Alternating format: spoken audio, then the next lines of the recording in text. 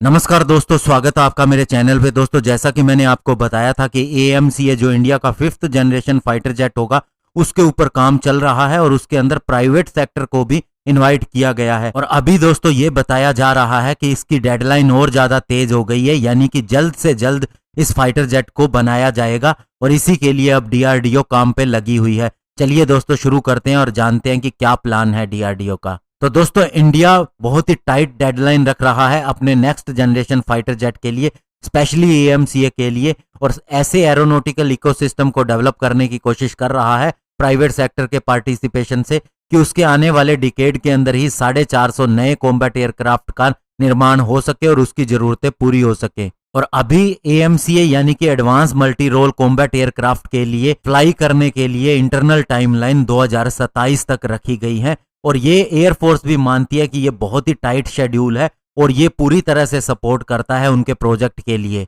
और इसके ऊपर बोलते हुए air chief marshal RKS Bhadauria ने यह भी इशारा दिया कि पहली 2 squadron foreign fighter jet engine के साथ में आएंगी और बाकी की बची हुई 5 स्क्वाड्रन के अंदर हमारा लोकली बना इंजन शामिल होगा। और दोस्तों, ऐसा भी रिपोर्ट किया जा रहा है कि एक जॉइंट वेंचर हो सकता है प्राइवेट सेक्टर के साथ में और इस एडवांस जेट को बनाने के लिए डेडलाइन 2027 तक रखी गई है। एयर चीफ ने भी ये बात की और इशारा किया कि 140 से 150 AMCA फाइटर जेट बनाए जाएंगे अगले दशक के अंदर और इसके साथ ही एडिशनल LCA तेजस फाइटर जेट भी आएंगे। इसके अलावा एयरफोर्स ये भी कोशिश कर रही है कि इसके अंदर 6th जनरेशन टेक्नोलॉजी भी ऐड की जाए, जैसे कि डायरेक्ट एनर्जी वेपन की बात करें तो ये भी एयरफोर्स की विश लिस्ट के अंदर आता है। और इसके ऊपर भी बोलते हुए हमारे एयर चीफ मार्शल ने कहा कि हम चाहते हैं कि 5th जनरेशन AMCA के अंदर कुछ एक 6th जनरेशन टेक्नोलॉजी भी डाली जाए, स्पेशली एंटी मिसाइल सिस्टम के अंदर। और इसके अलावा एयर चीफ मार्शल ने यह भी बताया कि केवल एयरक्राफ्ट मैन्युफैक्चरिंग प्रोग्राम ही नहीं,